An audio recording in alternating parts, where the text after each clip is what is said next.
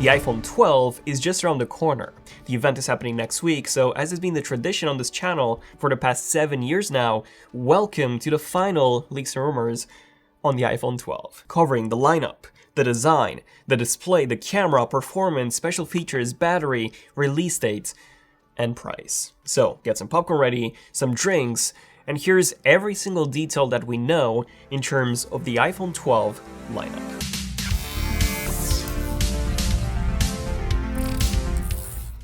Okay, so starting off with the lineup. Up until the iPhone 6, we only had one single iPhone model, so it was quite easy. Then the iPhone 6 introduced the 6 and the 6 Plus. Then, in 2017, when Apple unveiled the iPhone 10, we started seeing three models, the iPhone 8, the 8 Plus, and the iPhone 10. And now in 2020, we'll be getting not one, not two, not three, but four models of the iPhone 12. The iPhone 12 mini, the iPhone 12, the iPhone 12 Pro, and the iPhone 12 Pro Max. Each of these will have a different display size, alongside a few other differences when it comes to the cameras, the features, and the specs. Okay, so starting off with the design, the entire iPhone 12 lineup will now adopt a flat frame design. So very similar to how the iPhone 5 and the iPhone 4 look like, as opposed to the wedge-shaped frame that we've had ever since the iPhone 6 from 2014. I'm personally a massive fan of this design. The iPhone 4 and the iPhone 5 were my favorite iPhone designs ever, so I'm super happy to see Apple going back to this iconic design. Not only that, but these iPhones are also getting a bit thinner, to around 7.4mm thin from the fairly thick 8.1mm body that the iPhone 11 Pro Max had, or even the thicker 8.3mm body that the iPhone 11 had. Now, we actually got sent a few iPhone 12 mock-ups from China. So thanks to Sonny Dixon for sorting this out. And these mockups are made for case manufacturers so that they can manufacture and test their cases ahead of the release. Now, usually these mockups are very close to the final dimensions.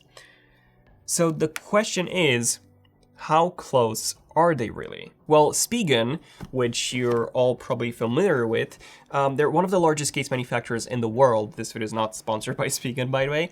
They sent over this mystery package with a bunch of iPhone 12 cases inside. And can you guess what?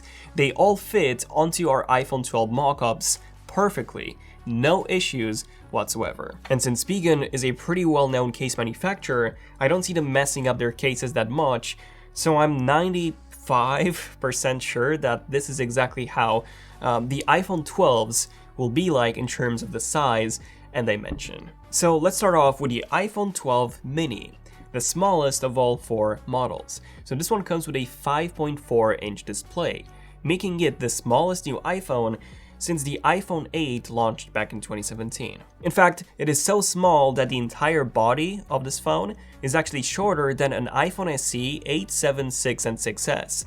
Luckily, the display itself is indeed larger, meaning that this is the perfect iPhone for anyone looking for a compact and portable iPhone.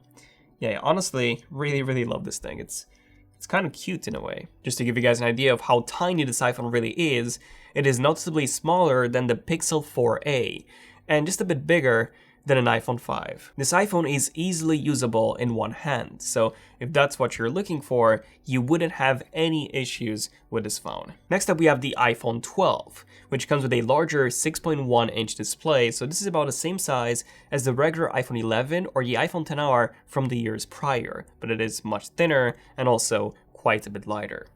And then we have the iPhone 12 Pro, which also comes with a 6.1-inch display, the same flat frame as the regular iPhone 12, and there aren't really any differences design-wise between these two, aside from the iPhone 12 Pro likely having a stainless steel frame as opposed to the aluminum frame of the regular iPhone 12 and the iPhone 12 mini. And to some extent, I can say that yes, the iPhone 12 Pro and the iPhone 12 can both be used with one hand too, at least I can.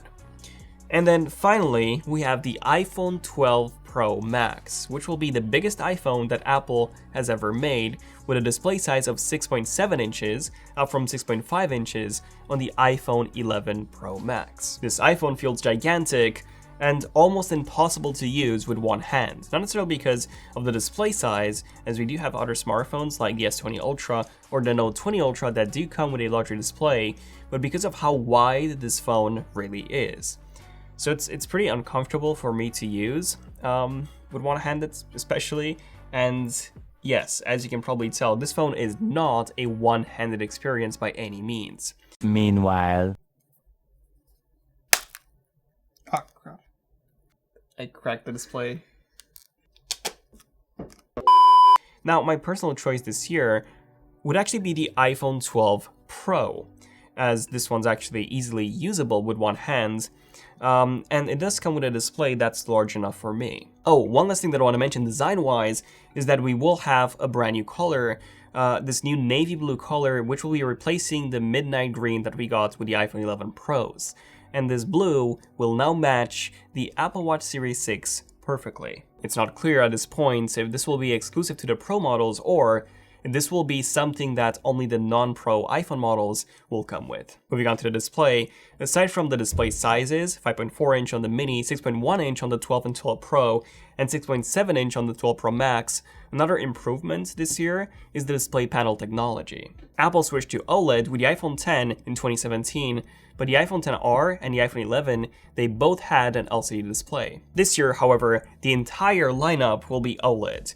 Finally, no more LCD. What this means is perfect black levels, a better contrast, more vibrant colors, as well as a lower power consumption.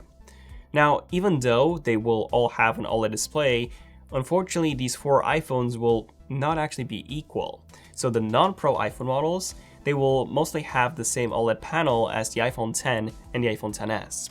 While the iPhone 12 Pro and the 12 Pro Max, they will be either the iPhone 11 Pro's display, which was noticeably brighter than the XS display, or something that's even brighter than that. And same as with the iPhone 11 Pros, this display will be called Super Retina XDR. Now, the bezels on at least the iPhone 12 Pro models are said to be getting thinner to about half the thickness of the bezels on the current iPhone 11 Pros, so that's good. But unfortunately, the notch will remain the same as on the iPhone 11s, the iPhone XS, and the iPhone X on all of these 4 new iPhone models. On the iPhone 12 Pro Max, we will of course have more space on the left and the right hand side of the notch for more icons, as you know, the display is bigger. The Face ID camera is set to support wider angles, so that you could technically unlock your iPhone even when it is sitting flat on your desk, away from you. So I'm quite curious to testing that out. Other than that, a high refresh rate display has been rumored and even leaked in a few prototype units.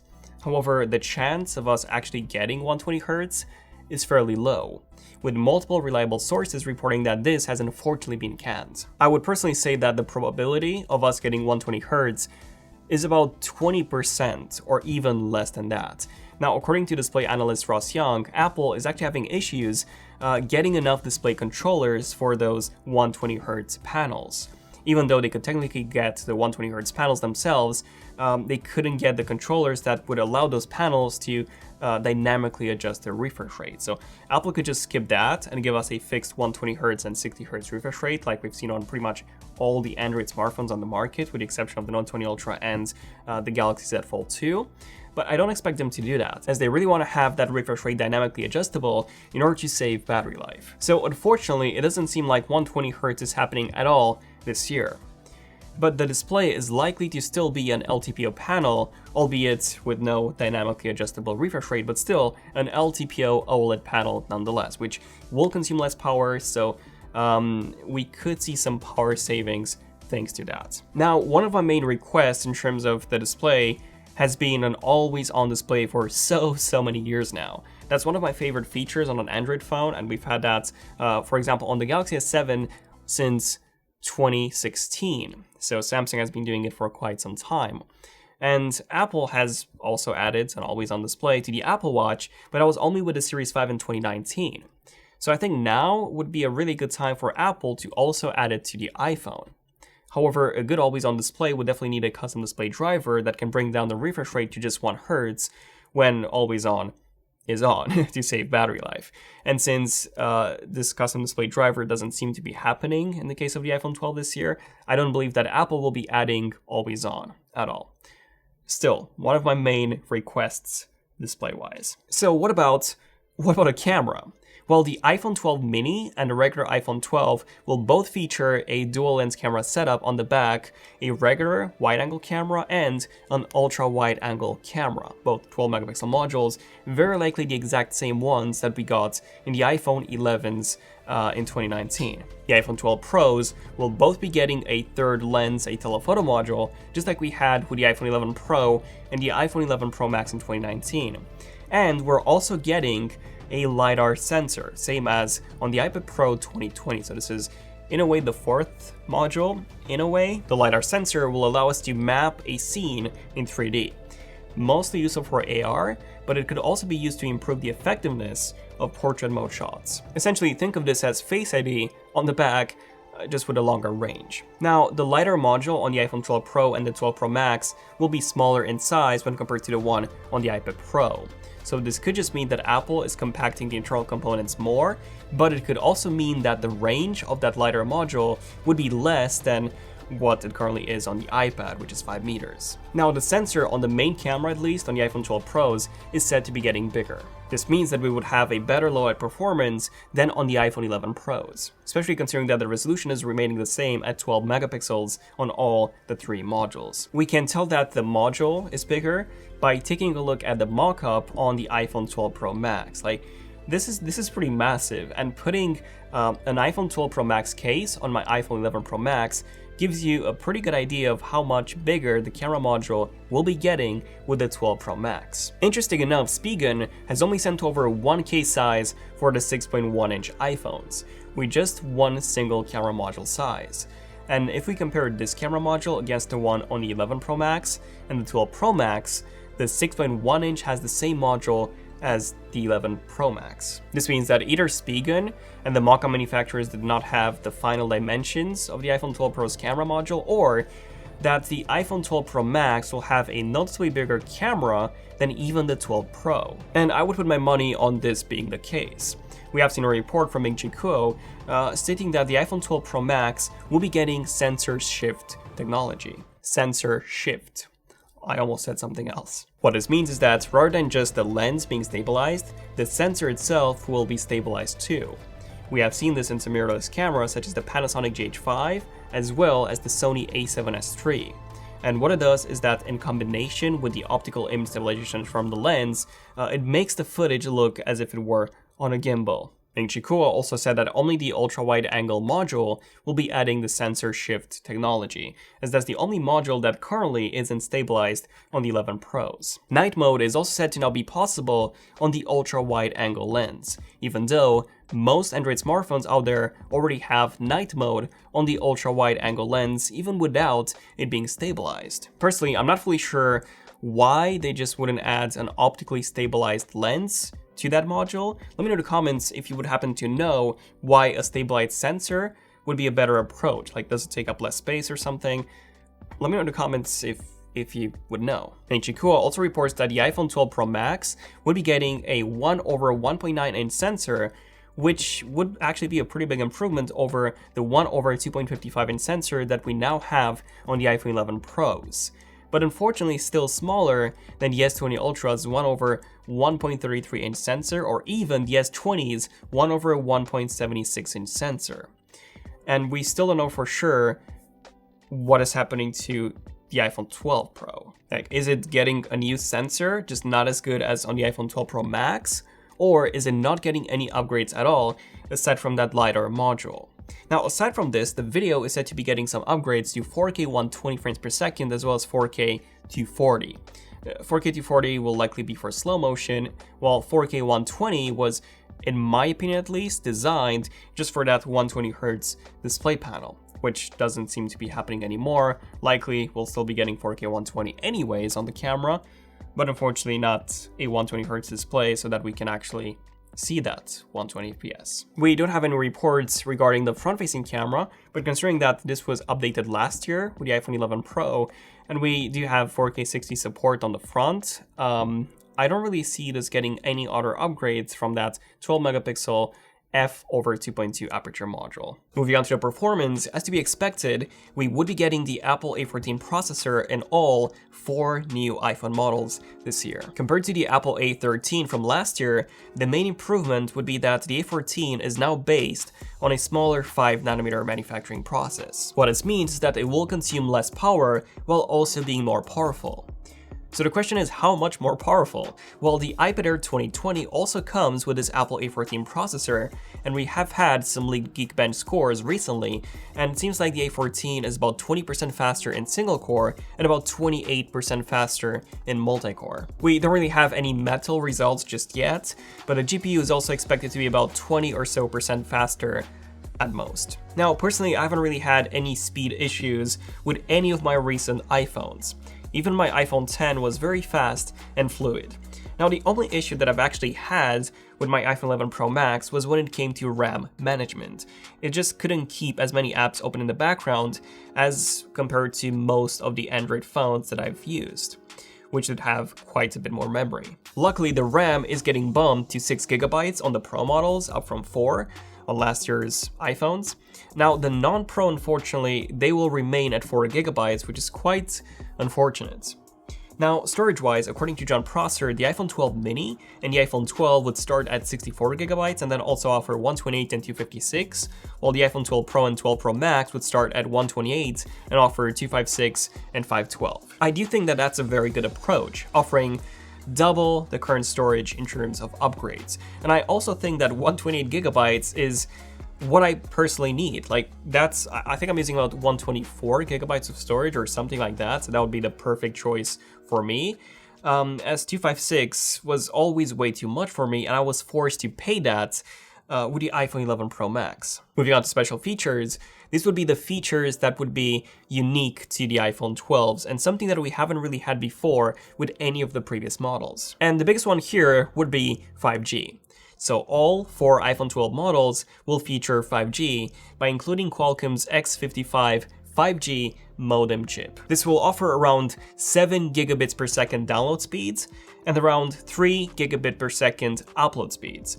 Now, there have been quite a few mixed reports in terms of which models of the iPhones will be getting millimeter wave 5G, which is a true 5G, and which ones will be getting the sub 6 GHz 5G, which is just a slightly faster 4G. And from the looks of it, it seems like either only the Pro models will be getting millimeter wave, or even just the Pro Max model alone, as that's the only iPhone that's large enough to incorporate the millimeter wave 5G antennas, according to Fast Company at least.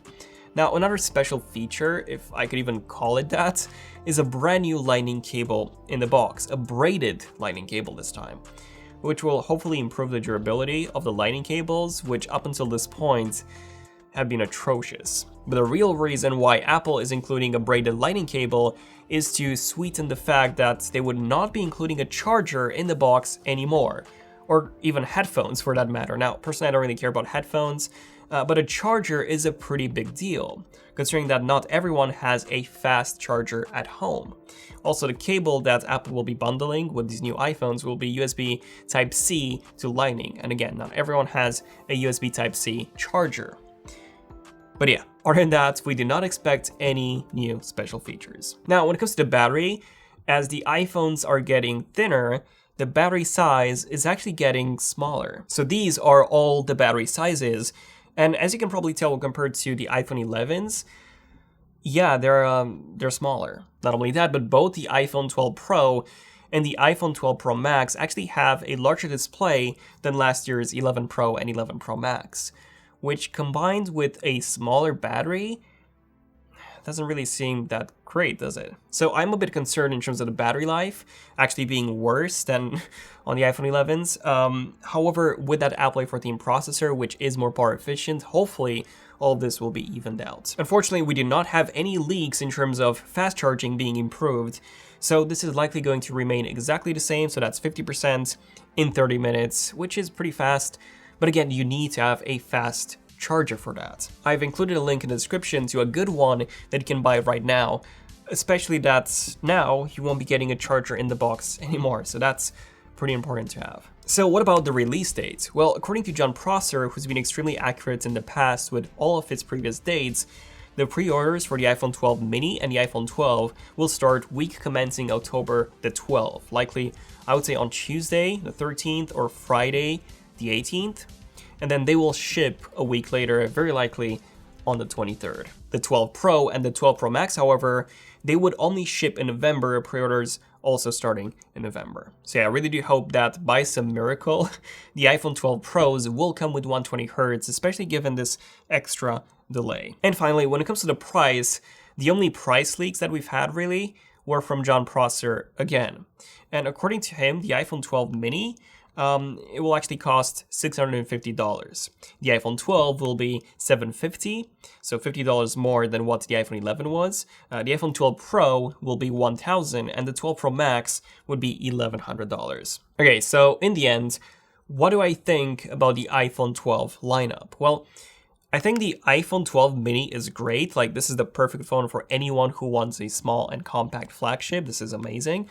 I think the regular iPhone 12 is pretty great too, at a very good price, and it's a very good comparative to the Pixel 5 and the S20 Fan Edition. However, when it comes to the Pro models, especially the regular 12 Pro, I don't really see the point of that phone, especially that one existing. Like, the only upgrades that you would get from the 12 to the 12 Pro would be the brighter display, the telephoto module, and the extra 2GB of RAM. So I'm really hoping that we would at least get a new sensor on the 12 Pro as well. But yeah, let me know in the comments, what do you guys think about this entire iPhone 12 lineup?